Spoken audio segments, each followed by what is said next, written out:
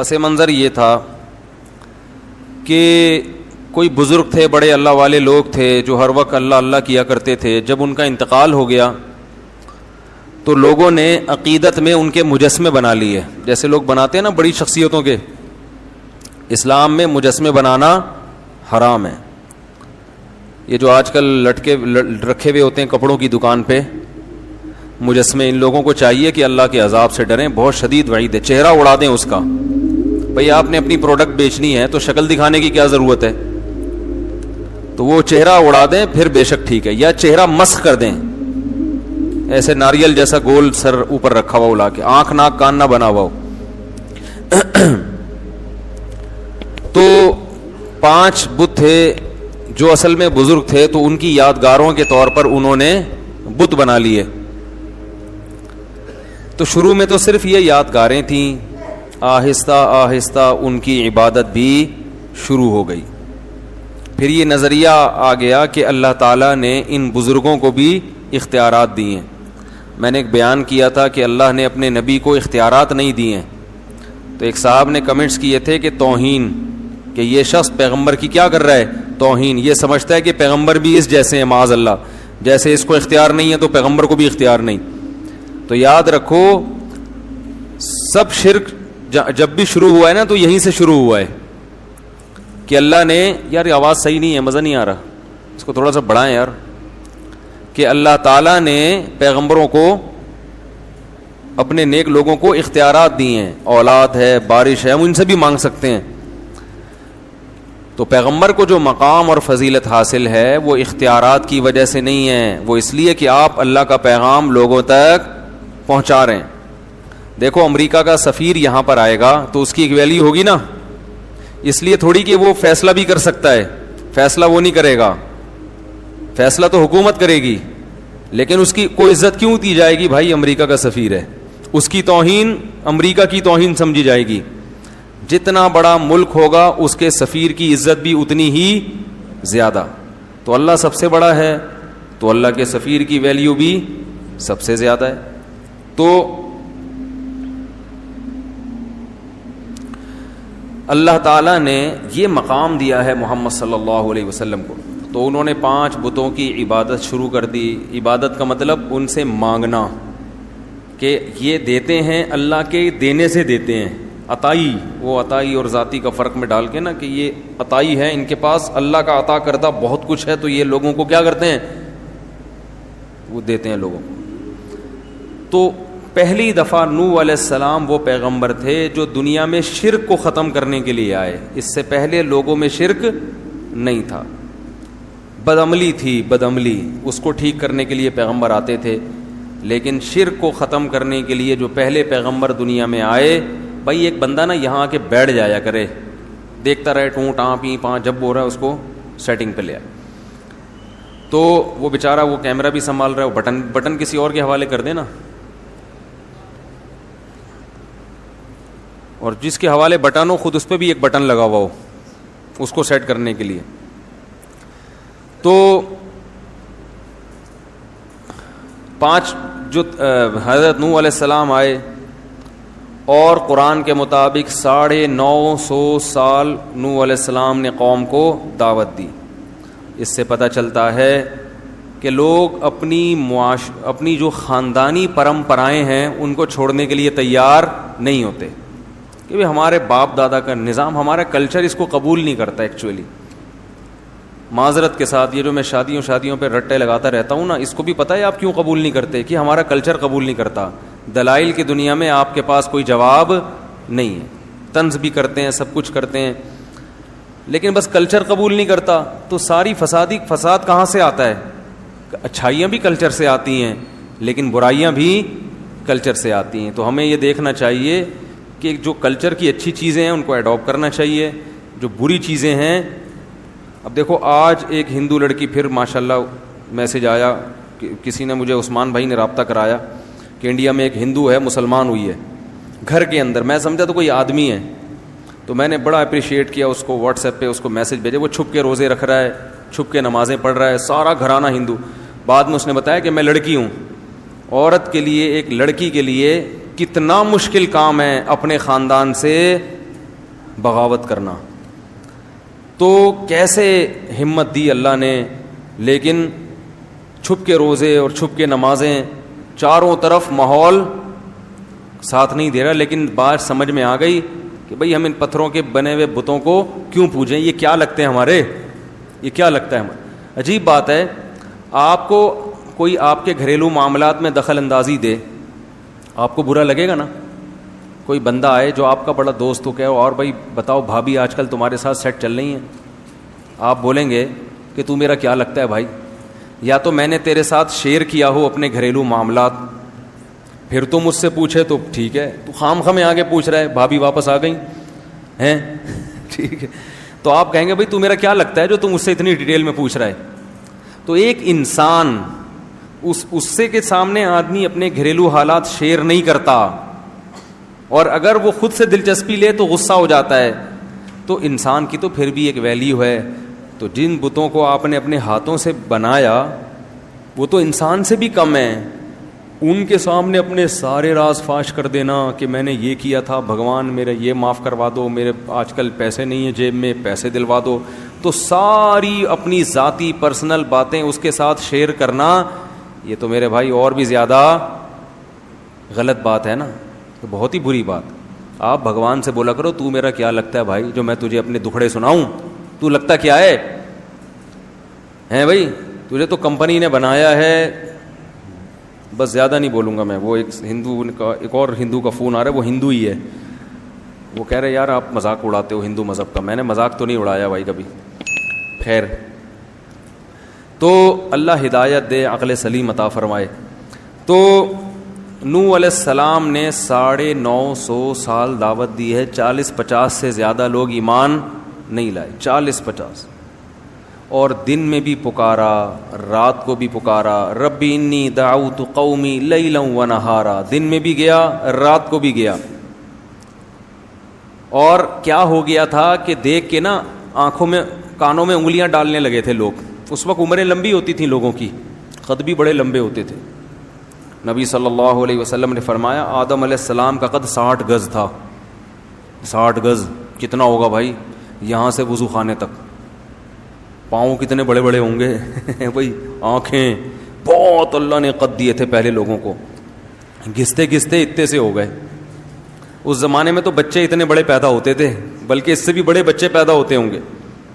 میں سوچتا ہوں اس زمانے کا انسان ہم لوگوں کو دیکھ لے, جیب میں ڈال کے چلا جائے گا, بولے گا یہ کیا ہو یار تم لوگ ہو کیا. اور فن خوانی ایسے ہے, محلے کے دادا ایسے بنے ہوئے ہوں گے. تو چونٹیاں ہیں ہم لوگ تو ان کے مقابلے میں. تو عمریں بھی لمبی تھیں اور قد بھی لمبے تھے. ہوتے ہوتے اتنے سے رہ گئے ہم لوگ. اب آگے پتہ نہیں کیا ہوگا. یہ اگر سب چائنیز بن گئے فیوچر میں جا کے تو پتہ نہیں کیا ہوگا. تو وہ چائنیز اتنے چھوٹے چھوٹے, تھائی لینڈ کے لوگ نا, ہم لوگ جب تھائی لینڈ میں لفٹ میں سوار ہوتے تھے تو لفٹ پہ لکھا ہوتا تھا 10 آدمیوں کی جگہ ہے, تو ہم بھی 5 ہی آتے تھے کہ لفٹ کا سائرن بجنا شروع ہو جاتا تھا. ہم حیران ہوتے, آواز صاف آ رہی ہے آپ لوگوں کو, ہم حیران ہوتے کہ یار جگہ تو 10 آدمیوں کی ہے, 5 کے بعد ہی یہ سائرن بجنا شروع.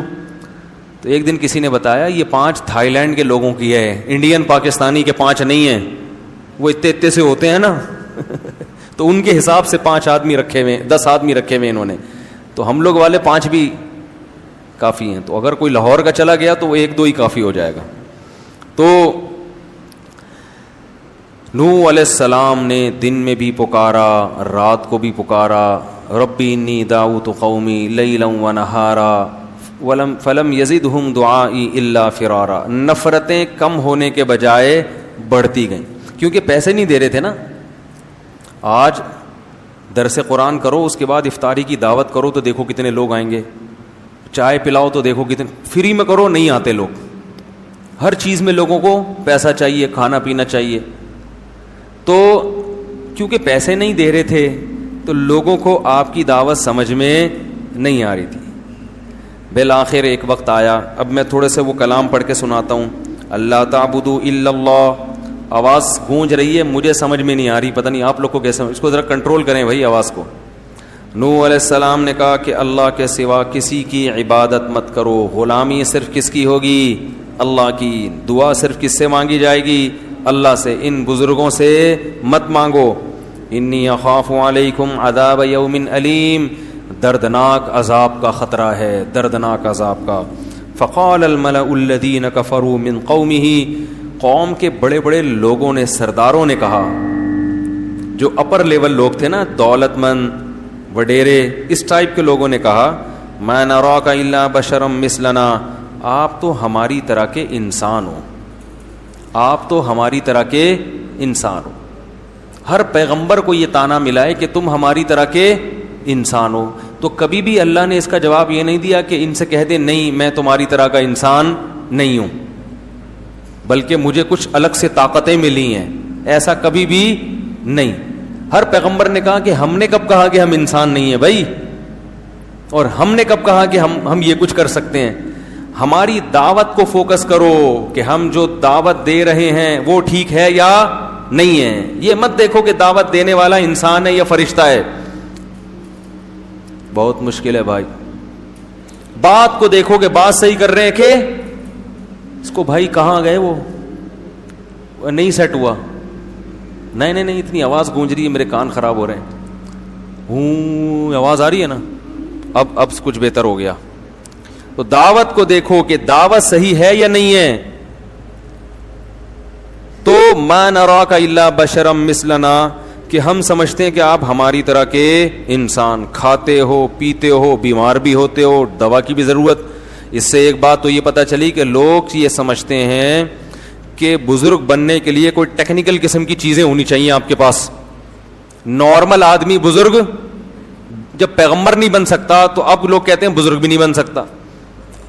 سوئمنگ کرنے والا تو بزرگ ہو ہی نہیں سکتا, ہارس رائڈنگ کرنے والا, اور شادیوں والا تو سوال ہی پیدا نہیں ہوتا, شادیوں والا تو سوال ہی پیدا نہیں ہوتا.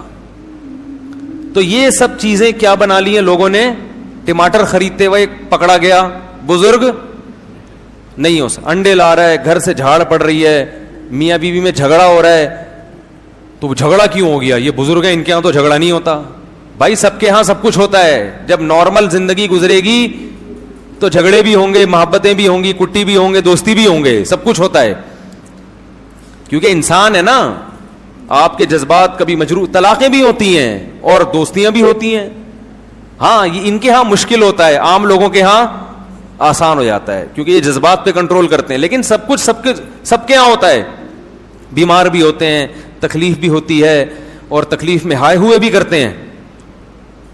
لوگ سمجھتے ہیں کہ کسی بزرگ کو تکلیف ہو اور وہ کہہ رہے آؤ میرے تکلیف ہو رہی ہے, تو کہتے ہیں یہ تو بزرگ ہیں, ان کو کیوں تکلیف ہو رہی ہے. بھائی تو بزرگ ہیں بھائی, تکلیف بھی ہوگی اور شادی کا شوق بھی ہوگا شوق بھی ہوگا, کیونکہ آدمی پہلے ہیں, بزرگ بعد میں. وہ ہمارے حضرت ایک واقعہ سناتے تھے کہ ایک آدمی سے کسی نے پوچھا مفتی کسے کہتے ہیں, تو اس نے کہا مفتی. بزرگ کسے کہتے ہیں, اس نے کہا بزرگ وہ ہوتا ہے, مفتی اور بزرگ وہ ہوتا ہے جو کوئی حسین جمیل عورت سامنے سے گزر جائے, کوئی اس کی توجہ اس طرف ہو ہی نہیں, اتنا نیک ہو. تو وہ بیچارہ دیہاتی تھا, اس نے بولا وہ خو اس کو تو ہمارے یہاں مخنث بولتے ہیں, ہجڑا بولتے ہیں اس کو ہمارے یہاں. اچھا اس کو, یہ لوگ جنت میں جائیں گے, متقی اس کو بولتے ہیں. تو یہ تصور ہی غلط ہے. ہاں پرہیزگار اسے کہتے ہیں, دل تو انسان کا مائل ہوتا ہے, مگر وہ یہ دیکھتا ہے کہ یہاں دل کی خواہش پوری کرنا حلال ہے یا حرام. اگر حرام ہے قدم روک لے گا, اپنے نظریں جھکا لے گا. حلال ہے تو ظاہر ہے اللہ نے ایک چیز حلال قرار دی, لیکن رغبت ہی ختم ہو جائے تو یہ آدمی, متقی تو دور کی بات, یہ تو آدمی بھی, اس کو تو علاج کرانے کی ضرورت ہے. یہی حال عورت میں بھی ہے. عورت چاہے کتنی پرہیزگار ہو جائے, یہ میں اس لیے بہت اہمیت سے بیان کر رہا ہوں کہ آج والدین اپنی بچیوں کی احتیاط نہیں کرتے. وہ کہتے ہیں ہماری بچی تو بہت نیک ہے, لہذا اگر اس کا کوئی بوائے فرینڈ ہے یا اسکول میں یہ کو ایجوکیشن میں پڑھ رہی ہے یا اسے کوئی جوان قاری صاحب آ کے پڑھا کے چلے جاتے ہیں, ہمیں اپنی بچوں پہ پورا اعتماد ہے. ارے ہے تو لڑکی نا, وہ کوئی اور جنس تو نہیں بن گئی نا. اگر وہ لڑکی ہے, عورت ہے, تو اس کی مردوں کی طرف اٹریکشن ہوگی. کوئی بھی ہینڈسم اس کو نظر آئے گا, کوئی کسی کے بھی اسٹائل اچھے لگیں گے تو اس کی طبیعت اس کی طرف مائل ہوگی. اس کا تعلق نیک یا برے ہونے سے نہیں ہے, اس کا تعلق مرد اور عورت ہونے سے ہے. تو لہذا شریعت نے کیا کہا؟ نظر کی حفاظت. تبھی میں لوگوں کو بتاتا ہوں, کسی خاتون کو کسی عالم کا بیان سننے سے فتنہ پیدا ہو رہا ہے, بجائے اصلاح کے اس کی طرف طبیعت مائل ہو رہی ہے, عشق پیدا ہو رہا ہے, فوراً اس کے بیانات بند کر دے. یہ شیطان ہے جو دین کے لیبل سے کیا کر رہا ہے؟ گمراہ کر رہا ہے. فوراً اس کے بیانات سننا بند کر دے, کیونکہ وہ عشق پیدا ہوگا اور یہ عشق فائدے کے بجائے کیا پہنچائے گا؟ نقصان. پھر سننا درست نہیں ہے. ہمارے حضرت کے پاس ایک خاتون کا فون ہے, قاری صاحب تھے پنجاب کے, بڑی خوبصورت آواز تھی ان کی, لوگ تقریر سنتے تھے. تو ایک خاتون جو تھی ان کی آواز پہ لٹو ہو گئیں. آڈیو کیسٹیں ہوتی تھیں اس وقت, ویڈیو ہوتی بھی نہیں تھی. اب وہ خاتون تھیں, وہ نے حضرت کو فون کیا, میں پورا دن پوری رات انہی کے بیان سنتی رہتی ہوں میرے, اور وہ ظاہر ہے فیلنگ کچھ پیدا ہونا شروع ہو گئی. تو حضرت نے فرمایا آپ کے لیے ان کے بیان سننا جائز, کیونکہ معاملہ کسی اور طرف جا رہا ہے. تو مرد ہو یا عورت ہو بھائی, وہ ان کی جنس تھوڑی تبدیل ہوگی, تو اس لیے اپنی بچیوں کو بوائے فرینڈ سے بچائیں, ٹھیک ہے نا, لڑکوں کے ساتھ میل جول سے بچائیں. ہم نے بڑی بڑی نیک لڑکیاں بگڑتے ہوئے دیکھی ہیں, گھروں سے بھاگتے ہوئے دیکھی ہیں. ماں باپ اعتماد کرتے ہیں ہماری بچی ہمارا خون کبھی دھوکہ نہیں دے سکتا. او بھائی وہ کیوں نہیں دے سکتا دھوکہ یار, جب اس پہ عشق چڑھے گا, آپ پہ چڑھ جائے تو پھر آپ اپنے میاں کو دھوکہ دے کے بھاگ جاؤ گی. ہاں یہ عشق ایسی خطرناک چیز ہے. تو بچی پہ, وہ تو جوان ہے, اس پہ تو عشق چڑھنے کا زیادہ خطرہ ہے اور وہ گھر سے بھاگنے کا خطرہ ہے. تو اپنے آپ کو بھی خود بچائیں ان فتنوں سے, اور اپنے گھر کی مستورات کو بھی بچائیں, ان کی خود نگرانی کریں. واٹس ایپ, فیس بک, ان کے جہاں فائدے ہیں وہاں نقصانات بھی بہت ہیں. نقصانات کی فہرست اگر ہم بیان کرنا شروع کریں تو آپ کانوں کو پکڑ لیں گے, ایسے ایسے گھر تباہ ہوئے ہیں ان چیزوں سے. تو ان کو کنٹرول میں رکھنا ضروری ہے. جوان بیٹی کو موبائل لے کے دینے کی ضرورت نہیں ہے, اور اگر دیا ہے کسی ضرورت سے تو اس کو چھپ کے بات نہ کرنے دیں.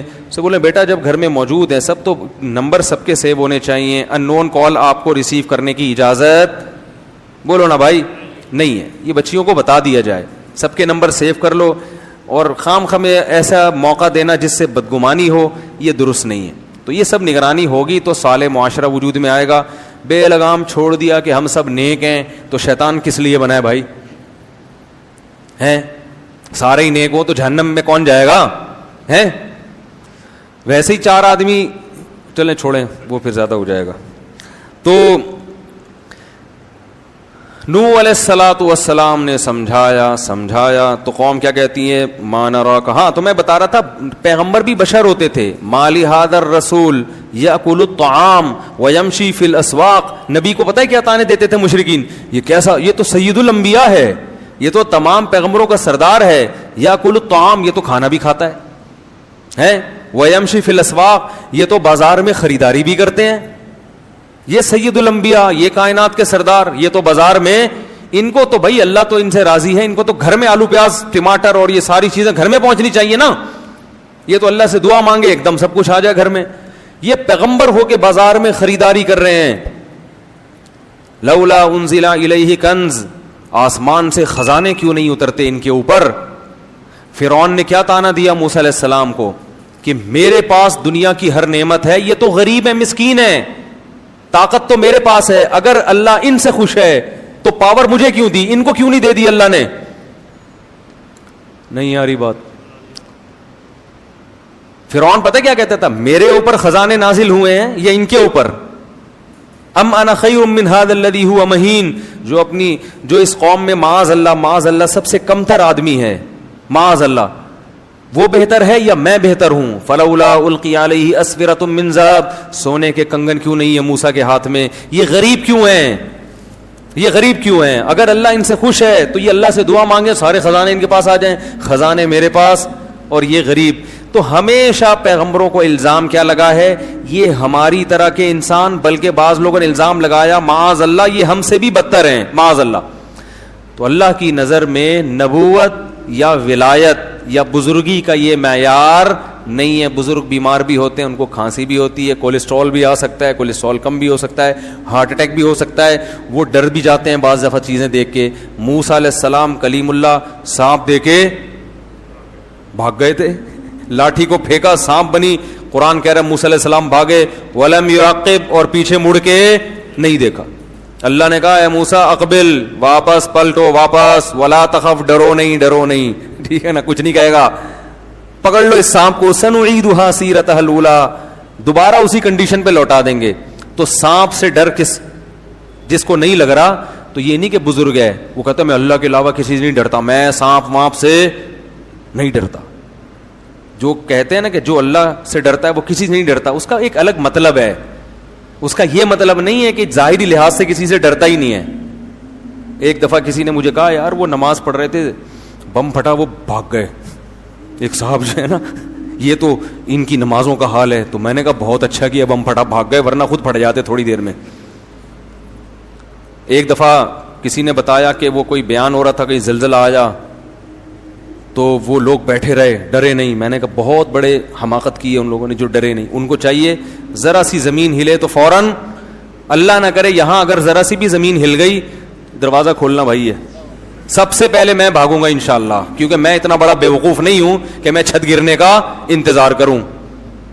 آپ کہہ سکتے ہیں تو اللہ سے نہیں ڈر رہے, مخلوق سے ڈر رہے ہیں. بھائی یہ بھی چھت بھی کون گرائے گا؟ اللہ ہی گرائے گا نا. صحیح ہے نا, تو اللہ سے ہی ڈر رہے ہیں, اللہ بھی چھت نہیں گرا, ہم بھاگ رہے ہیں. تو اللہ تعالیٰ ہاں یہ کہہ سکتے ہیں بھائی موت تو ایک دن آنی ہے, تو اگر ہمیں پتہ چل جائے نا اس ٹائم پہ آنی ہے, پھر ہم چھت گرنے کا انتظار کر لیں گے. ہمیں تھوڑی پتہ ہے کب آنی ہے. ہمیں تو اللہ نے کہا بچ گئے تو اس کا مطلب ہے ابھی نہیں آنی تھی, ٹھیک ہے نا, مر گئے تو اس کا مطلب ہے آنی تھی. تو تقدیر کا ہمیں پہلے سے علم ہے ہی نہیں. تو جب علم ہی نہیں ہے تو ہم تو اپنے حساب سے کریں گے جو ہماری سمجھ میں آئے گا. تو اللہ نہ کرے کہیں ذرا سی بھی زمین ہلے, تراوی چھوڑ کے پتلی گلی سے نکلو. کوئی کہے نا متقی نہیں ہو, بولے تو چلا جا بھائی, میں بھاگ رہا ہوں. تو یہ پاگلوں والی حرکتیں ہیں, بیوقوفوں والی باتیں ہیں. زلزلہ آ رہا ہے تو بھاگ نہیں رہے, وہاں سے طوفان آ رہا ہے تو ابے اللہ بچائے گا. ہم جب چھوٹے بچے تھے تو سمندری طوفان کا خطرہ تھا کراچی میں. یہ بہت پرانی بات ہے, میری عمر اس وقت 8 سال ہوگی, اور اس وقت جون جولائی کے روزے ہوتے تھے. والدہ نے ہمیں سحری کے لیے اٹھایا, اٹھتے تو تھے سحری میں, کبھی آدھا روزہ رکھتے تھے کبھی پورا رکھتے تھے. تو وہ اٹھایا تو پتہ چلا کہ کراچی میں طوفان آ رہا ہے. پولیس موبائلیں جو ہے نا وہ اسپیکر لے کے گھوم رہی تھی, مائک لے کے, کہ علاقہ خالی کرو. تو ہم جہاں پہلے رہا کرتے تھے وہ کچھ نسبتاً سمندر کے قریب تھا وہ ایریا. تو میں نے دیکھا جو نمازی پرہیزگار تھے وہ نہیں گئے, وہ دعائیں کر رہے ہیں. انہوں نے کہا اللہ بچائے گا. تو اللہ تو بچائے گا, آپ دعائیں بھی کرو, گاڑی میں بھی دعائیں ہو سکتی ہیں, بس میں بھی ہو سکتی ہیں دعائیں, بھاگو بھی اور ساتھ ساتھ دعائیں بھی کرو. وہ تو اللہ کا ویسے ہی فضل ہو گیا کہ وہ کہیں اور چلا گیا طوفان, کراچی بچ گیا. لیکن یہ پرلے درجے کی حماقت. کہیں سمندری طوفان کا خطرہ ہو, جتنی پتلی گلیاں ہیں, صحیح ہے نا, بھاگو. ہاں بچے چھوڑ کے نہ بھاگو, بیوی بچے, وہ بھی ہماری طرح کے انسان ہیں. تو پہلے ان کو بس میں بٹھاؤ, اس موقع پر توکل کیا جائے گا کہ یار پہلے ان کی جان بچانے کی فکر کرو, پھر اپنی. اس دوران اگر شہید مر گئے تو شہادت کا اجر ملے گا کہ دیکھو اپنے بچوں کی خاطر اس نے جان دے دی. ایسا نہ بھاگو کہ ان کو چھوڑا اور نکل لیے, پہلے ان کو سیف سائڈ, پھر خود نکلو وہاں سے. لیکن نکلو ضرور. تو یہ بزرگی کی, تقوی کی جو عجیب سی ہم لوگوں نے, وہ ملا نصیر الدین کے واقعات بڑے مشہور ہیں نا, وہ بڑے ہوشیار آدمی تھے.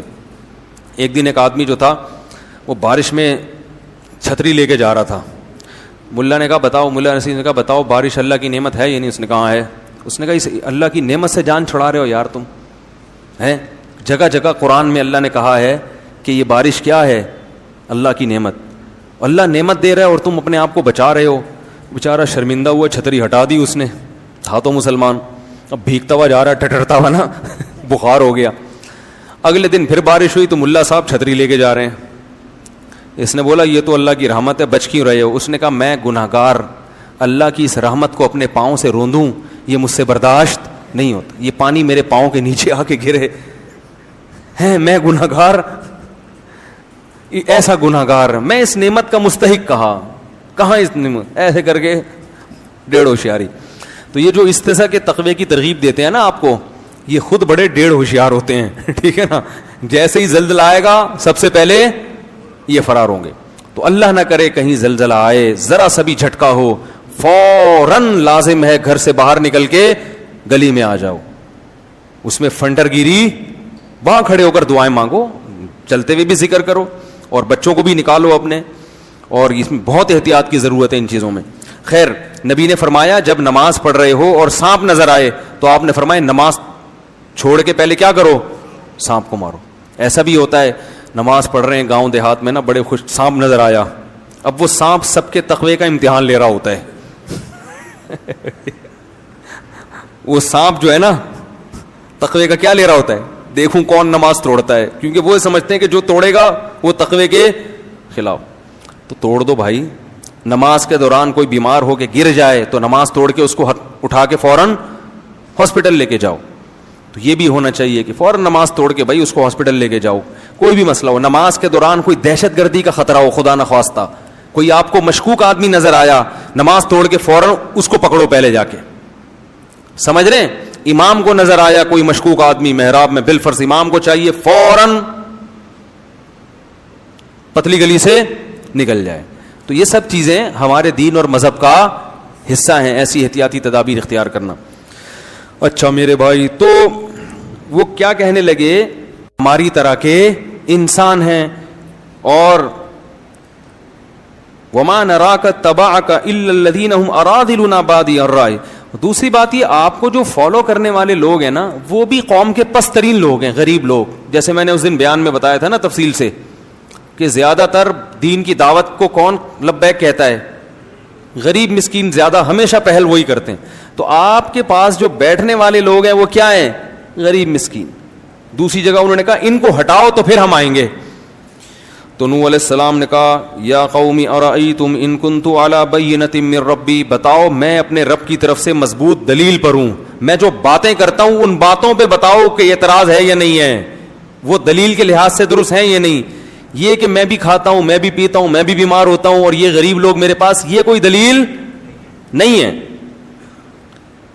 انلزمکموہا وانتم لہا کارہون ویا قوم لا اسألکم علیہ مالا, اے میری قوم میں اس تبلیغ پر تم سے پیسے نہیں لے رہا. پوری قوم کی مخالفت مول لے کر 900 سال ہو گئے مخالفت کی ہے, تو یہ بھی تو میرے برحق ہونے کی علامت ہے. مجھے کیا مل رہا ہے اس سے, 900 سال کا عرصہ ہو گیا اور میں تم سے کوئی اجر نہیں لے رہا, پوری قوم سے میں نے ٹکر لی ہوئی ہے.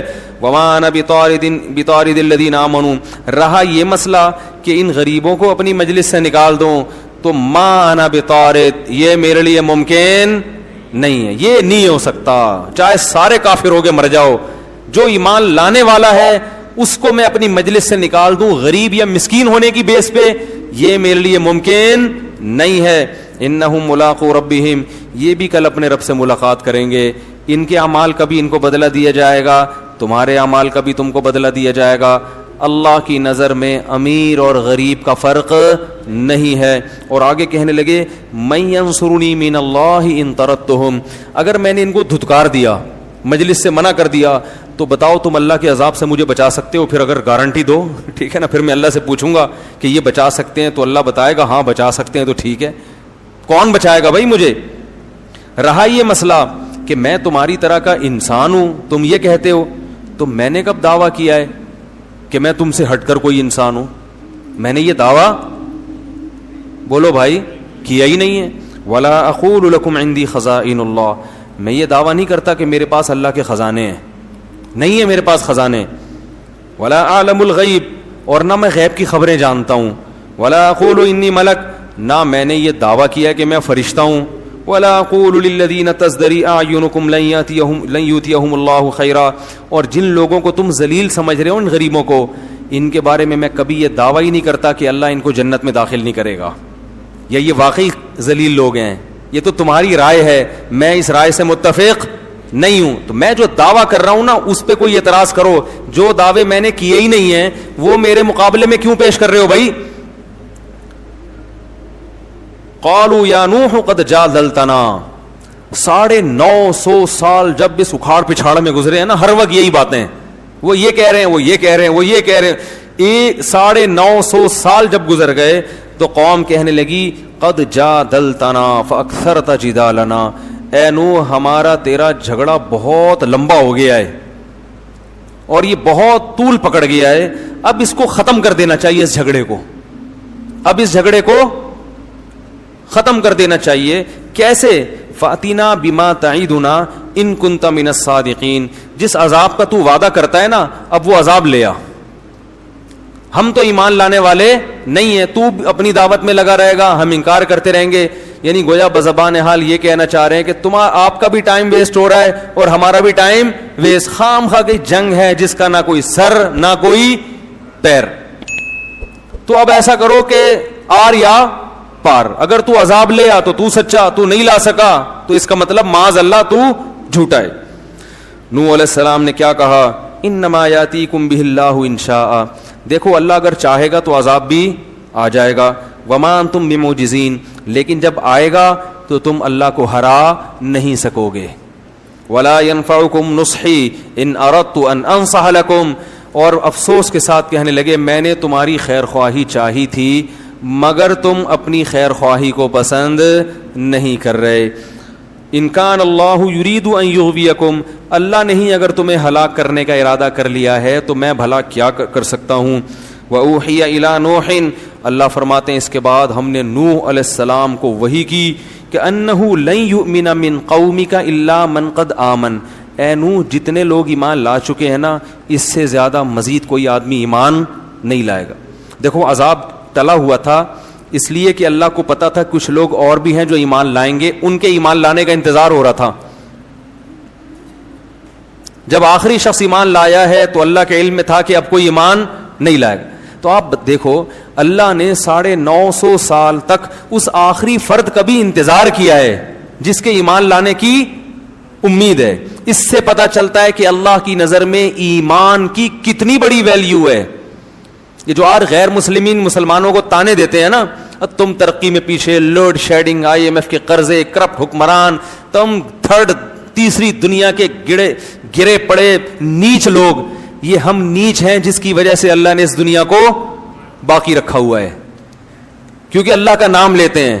حدیث میں آتا ہے جس دن جب تک ایک شخص بھی اللہ کا نام لیتا رہے گا اللہ اس کائنات کو تباہ نہیں کرے گا. جس دن وہ آخری شخص دنیا سے گیا جو اللہ اللہ کیا کرتا تھا, اللہ ان سائنسدانوں کی ترقی اور یہ IMF کی معیشت اور ان کے قرضے اور ان کی آسمان سے باتیں کرتی ہوئی ترقی کو خاطر میں نہیں لائے گا, ایک دم اس کائنات کو تباہ کر دے گا. کیونکہ اللہ نے یہ بنائی ہے اپنے لیے. تو جب اللہ کو ماننے والے ہی نہیں بچیں گے تو اللہ بتا دے گا یہ تم اس کائنات کے بادشاہ تم نہیں ہو. بڑی قدر ہے اللہ کے ہاں کس کی, ایمان والوں کی. اس لیے میں کہتا ہوں جو لوگ یورپ اور مغرب جا کے کافروں میں رہ کے ایمان سے دستبردار ہو جاتے ہیں وہ اپنا بہت بڑا خسارہ کر رہے ہیں.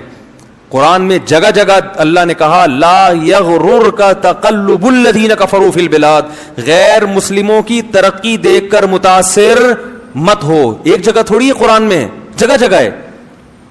لا یغررک, یہ چیز تمہیں دھوکے میں نہ ڈال دے. ہمیشہ اسی چیز نے لوگوں کو دھوکے میں ڈالا ہے. فرعون کے مقابلے میں موسیٰ کے ماننے والے کم کیوں تھے؟ ترقی کس کے پاس تھی؟ فرعون کی. حکومت کس کے پاس تھی؟ پالیسیاں کون بناتا تھا؟ فرعون. لوگ کہتے تھے یار یہ تو اپنی جان بچاتے پھر رہے ہیں, پاور کس کے پاس ہے؟ فرعون کے. تو زیادہ پلڑا کس کی طرف تھا؟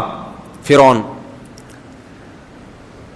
قارون کے ماننے والے بولو نا زیادہ. اسی طرح آج بھی یہی ہے دنیا میں ہمیشہ.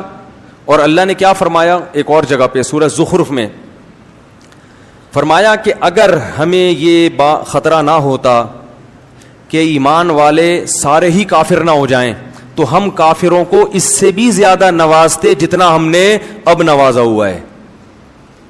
وَلَوْلَا أَن يَكُونَ النَّاسُ أُمَّةً وَاحِدَةً, سورہ زخرف دیکھیں کہ اگر یہ خطرہ نہ ہوتا کہ یہ جتنے مسلمان ہیں سارے کافر ہو جائیں گے, یعنی بڑی آزمائش میں پڑ جائیں گے, تو پھر ہم کیا کرتے ہیں؟ لَجَعَلْنَا لِمَن يَكْفُرُ بِالرَّحْمَنِ, جو لوگ رحمان کا انکار کرتے ہیں, اللہ کو نہیں مانتے, اللہ کی نہیں مانتے, تو ہم کیا کرتے؟ لِبُيُوتِهِمْ سُقُفًا مِّن فِضَّةٍ, ان کے گھروں کی چھتیں چاندی کی ہوتی. لِبُيُوتِهِمْ سُقُفًا مِّن فِضَّةٍ وَمَعَارِجَ عَلَيْهَا يَظْهَرُونَ, ان کے گھروں کی سیڑھیاں چاندی کی ہوتی. وَزُخْرُفًا, کسی کی چاندی کی اور کسی کی سونے کی ہوتی. اور کیا لبیوتہم سقفا من فضۃ ومعارج علیہا یظہرون ولبیوتہم ابوابا, ان کے گھروں کے دروازے سونے اور چاندی کے ہوتے. اتنی دولت دیتے مگر پھر آزمائش مسلمانوں کے لیے, اور پھر تو اور نیک لوگوں کو تانے ملتے, ابے تمہارے پاس ہے کیا, ابے تمہارے تو پلاسٹک کے لوٹے تمہارے ٹوٹے ہوئے ہوتے ہیں, تمہارے یہاں تو پانی کا انتظام نہیں ہے. اگر یہ اسلام برحق دین ہوتا تو مسلمان اتنا دنیا میں پٹتے کیوں, ساری ترقی تو وہ لے گئے, تم کیا کر رہے ہو. اتنے تانے ملتے کہ یہ جو تھوڑے بہت لوڈ شیڈنگ کے ستائے ہوئے لوگ اور کرپٹ حکمرانوں کے ستائے ہوئے لوگ یہ اور زیادہ ایمان سے دور ہو جاتے. تو اللہ کرواتے ہیں کہ ابھی اتنا نہیں دیا جتنا ہم دینا چاہتے تھے. وجہ کیا ہے کہ ان کے لیے آخرت میں کچھ بھی نہیں ہے, کیونکہ اللہ کو نہیں مانتے. آخرت میں کچھ نہیں ہے ان کے لیے. اس کی مثال بالکل ایسے ہے کہ ایک باپ کے 2 بیٹے ہوں, ایک فرما بردار اور ایک نافرمان.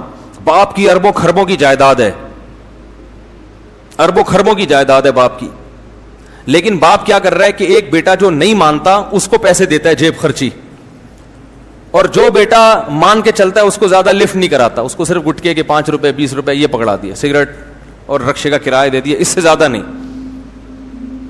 اب کوئی محلے والا آئے بولے یار یہ آپ کی مانتا نہیں ہے, اس کو تو آپ جیب خرچی دے رہے ہو اور وہ کچھ بھی نہیں مانتا, وہ آپ کی اتنی فرما برداری کرتا ہے. تو باپ جواب میں کہتا ہے بھائی پوری پراپرٹی اس کے نام کر چکا ہوں میں, اس کے لیے کچھ بھی نہیں چھوڑا, تو بس اس کو تھوڑا بہت دے رہا ہوں. میں اس کو اس لیے نہیں دے رہا کہ میرے مرنے کے بعد ساری پراپرٹی کس کی ہے, اس کی ہے, اس کو تو آگ کر چکا ہوں میں. تو اللہ تعالیٰ نے جو اللہ کو نہیں مانتے آخرت سے ان کو آگ کر دیا ہے, کچھ نہیں ملے گا. مثل الذین کفروا بربہم, جو لوگ اپنے رب کا انکار کرتے ہیں, اعمالہم کرماد, ان کے عمل کی مثال راکھ کے ڈھیر کی طرح ہے, راکھ کا پہاڑ. بجری کی ریت تھوڑی سی بھی ہونا وزن ہوگا, اور راکھ کا پورا پہاڑ ہو پھونک مارو اڑ جائے گا. تو دیکھنے میں بہت ہے, وزن میں زیرو. تو غیر مسلم کا عمل یا اس کی اچھائی دیکھنے میں بہت اچھی ہوتی ہے, اتنے ٹرسٹ چلا رہے ہیں, کتنے اچھے اخلاق سے بات کرتے ہیں, ہر بات سے پہلے بھی تھینک یو اور بات کے آخر میں بھی تھینک یو, ایکسکیوز کیے بغیر کوئی بات کرتے نہیں ہیں, پلیز کے بغیر بات کرنے کا رواج ہے ہی نہیں. ہمارے ہاں بات کے سے پہلے بھی احتیاطاً گالی اور درمیان میں بھی گالی, اور بات ختم کرنے کے بعد ایک ٹھڈا اور اس کے بعد احتیاطاً ایک گالی. اگر کوئی بڑا آفیسر بات کر رہا ہو نا, پولیس والا بات کر رہا ہو, یہی ہوتا ہے نا. تو کتنے اچھے اخلاق, تھینک یو, اور ہر بات میں تھوڑا سا باہر بھی سفر ہوا نا, واقعی اخلاق کم از کم بات کرنے کی تمیز ہے, اور ہمارے یہاں پبلک کو بات کرنے کی تمیز نہیں. ایئر لائن میں پتہ چل جاتا ہے, جہازوں میں سفر کرو نا, کسی غیر مسلم ملک کا جہاز ہوگا, عجیب ہی ہے, بٹن دباؤ سارے کام ہو رہے ہیں. اپنے ملک کے جہاز میں بیٹھو, بٹن دباؤ کوئی بندہ ہی نہیں آتا, آئے گا تو بھول جائے گا. میں نے بٹن دبایا, پانی منگوایا, میں نے لیا بھائی پانی, کہہ رہا اچھا, پھر آیا ہی نہیں. کراچی جب میں اترنے لگا اس نے کہا مجھے یاد ہے آپ نے پانی منگوایا تھا, میں ذرا بھول گیا. ہم نے کہا کوئی بات نہیں, کیا بگاڑ سکتے ہیں بھائی, کیا بگاڑ سکتے. تو لیکن اللہ کیا کہہ رہا ہے, اعمالہم کرماد, راکھ کے ڈھیر, کیونکہ ایک جرم اتنا بڑا انہوں نے کر لیا کہ اس جرم کا وزن ان کی نیکیوں کو کھا جائے گا. جیسے گھر میں بچے ہوں, بیٹا باپ کی نافرمانی کرتا ہو, مانتا نہیں ہو, لیکن مانتا ہو کہ ابا بہرحال میرا یہی ہے. دوسرا بیٹا بڑا فرما بردار ہے, لیکن جب اس سے پوچھو کہ ابا کی ماننی چاہیے کہ ماننی تو نہیں چاہیے, میں تو ویسے ہی مان رہا ہوں, یہ ابا میرا ہے, پہلے تو ڈی این اے سے ثابت تو کرو میرا ابا بھی ہے. تو وہ نافرمان سے ابا پھر بھی محبت کرے گا, اور جو ابا کے ابا ہونے کا انکار کر دے اس کو کہے گا بھائی تو بہت اچھا ہوگا گھر سے باہر, یہاں نہیں ہے تو جا کسی اور سے مانگ جا کے, باپ تو مانو نا مجھے پہلے. تو اللہ کہتے ہیں مجھے تو مانتے ہی نہیں ہے, ان کی اسمبلیوں میں میرا نام نہیں لیا جاتا کہ اللہ کی کیا قانون ہے, اور نہ یہ مانتے ہیں کہ میں بنانے والا ہوں, اور اگر کوئی مانتا ہے کہ بنانے والا تو پھر میری کچھ ماننے کے لیے تیار نہیں. مسلمان کم از کم گناہ کرتا بھی ہے تو اس کے سامنے روتا بھی تو ہے نا کہ غلطی ہو گئی معاف کر دے, یہ تو روتے بھی نہیں ہیں, روتے بھی نہیں, اکڑتے ہیں, بحث کرتے ہیں. اس لیے ایمان سب سے بڑی نعمت ہے. تو 950 سال اللہ انتظار کرتے رہے کہ کسی ایک کافر کے دل میں بھی ذرا سی لچک ہے, اللہ کو پتا تھا یہ آئے گا, آ گیا. جب وہ آخری شخص آیا ہے اللہ نے کہا اب کوئی مزید نہیں آئے گا. اب ان کو زندہ رکھنے کا نقصان یہ ہے ولا یلدوا الا فاجرا کفارا, یہ ایسی اولادیں پیدا کریں گی جو جہنم کی آگ کا ایندھن بنیں گی. ایسی اولادیں پیدا کرنے کے لیے ان کو دنیا میں چھوڑنا یہ انسانیت پہ رحم نہیں ہے. ان کی اولادیں بھی ایسے ہی نکلیں گی.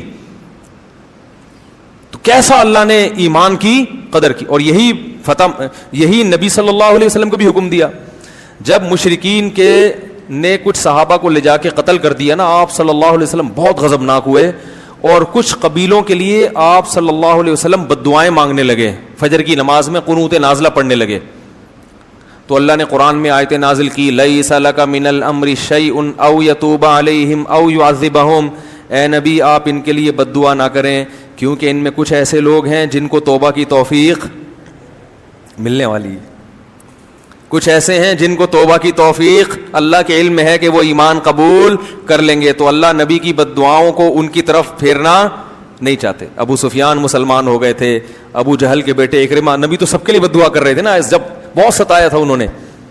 اور فرمایا کچھ ایسے ہیں جو ایمان قبول نہیں کریں گے تو اللہ ان کو خود عذاب دے دے گا. لیکن اس کے چکر میں ان لوگوں کو بھی بد دعائیں لگ رہی ہیں جن کی قسمت میں ایمان لکھا ہوا ہے.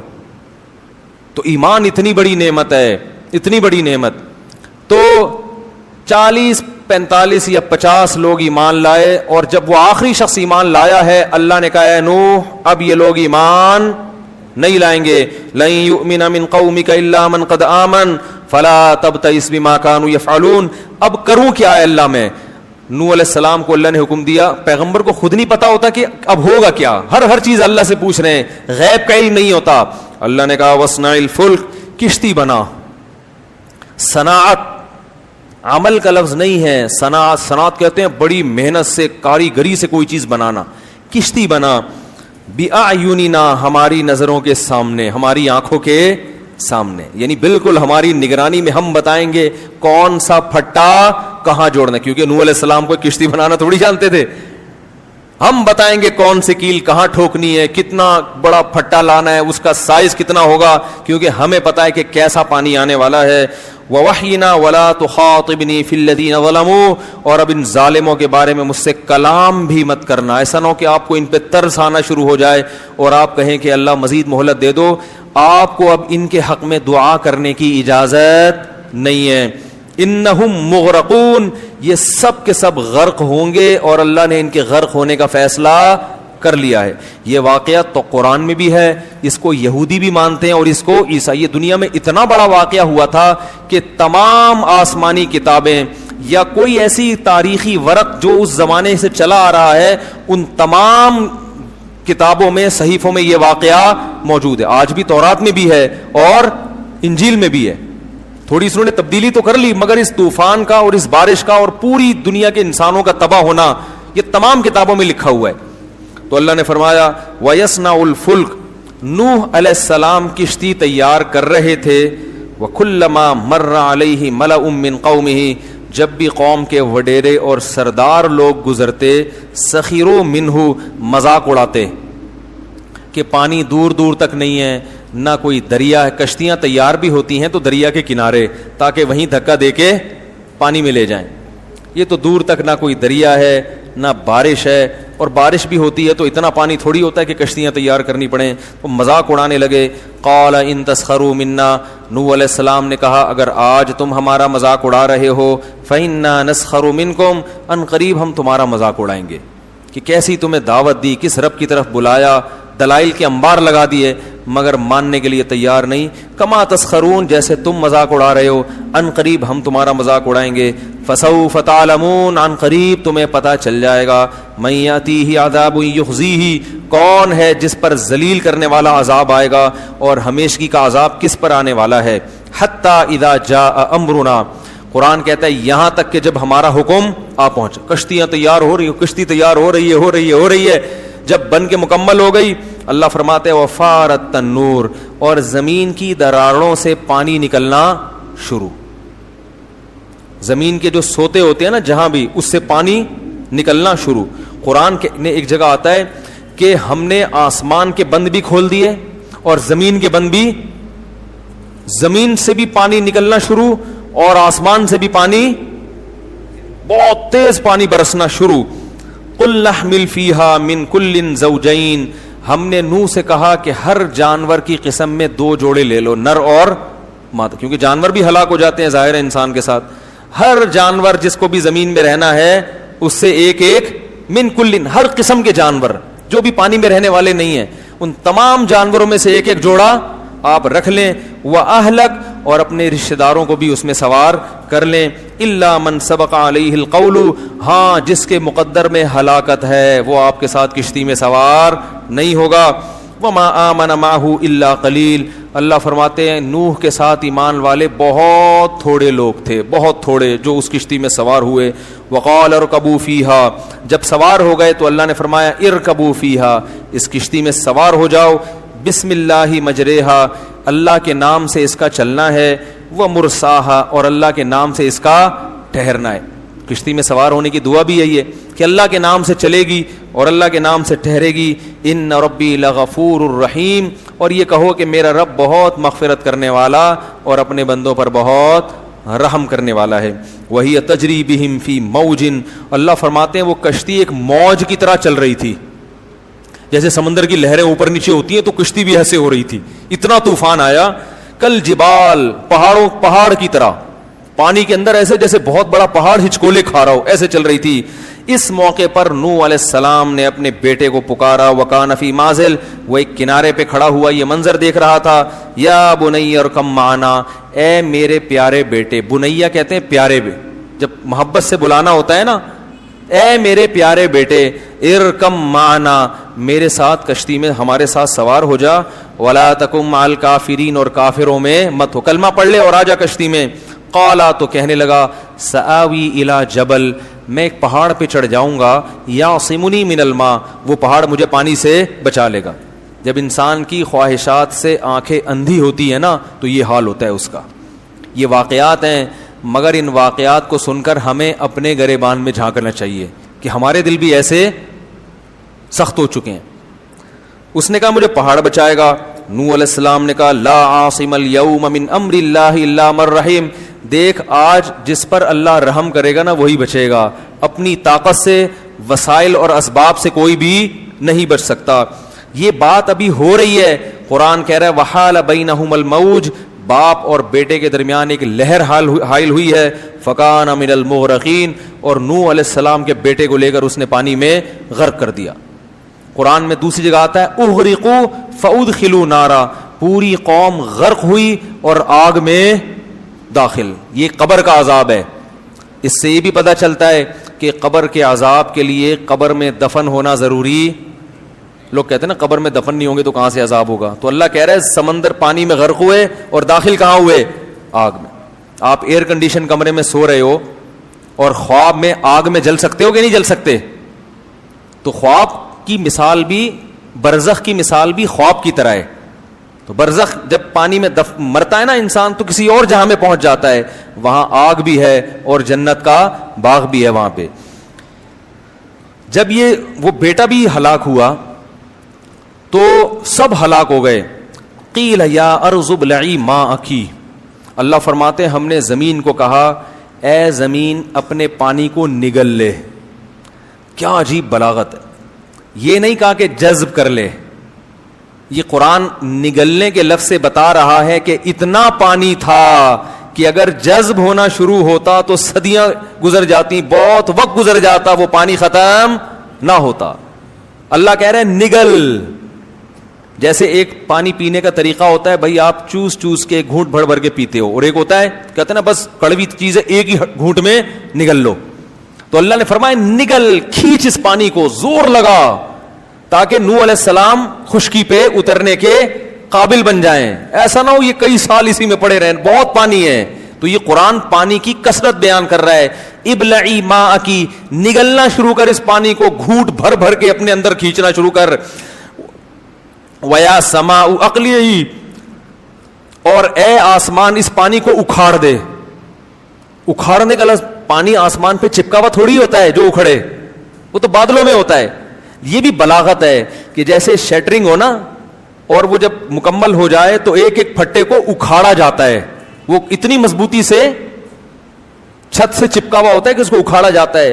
تو اللہ فرماتے ہیں اتنی کثرت سے پانی تھا کہ اگر ہم آسمان کو حکم دیتے نا کہ تھم جا, تو تھمتے تھمتے بھی کئی سال لگا دیتا. ہم نے کہا اکھاڑ کے اپنا کنیکشن پانی سے منقطع کر دے, اکھاڑ دے اس کو, طاقت اور قوت کے ساتھ اس کو دھکیل کے ختم کر دے, کیونکہ بہت وقت لگے گا, اتنا پانی برس رہا تھا. یہ سب بلاغت ہے, بلاغت بات کو سمجھانے کے لیے کہ پانی کی کثرت کتنی زیادہ تھی. وَيَا سَمَاءُ وَاقْلِعِي وَغِيضَ الْمَاءُ, اللہ فرماتے ہیں اس طرح سے ہم نے پانی کو خشک کر دیا. وَقُضِيَ الْأَمْرُ, اور جو کام اللہ نے جس کا فیصلہ کیا تھا وہ فیصلہ اللہ نے چکا دیا. وَاسْتَوَتْ عَلَى الْجُودِي, اور جودی ایک پہاڑ تھا جہاں نوح علیہ السلام کی کشتی ٹھہر گئی. وَقِيلَ بُعْدًا لِلْقَوْمِ الظَّالِمِينَ, اور اللہ کی طرف سے کہا گیا لعنت ہو ان ظالموں پر جنہوں نے 950 سال پیغمبر کی بات پہ کان بولو بھائی نہیں دھرے.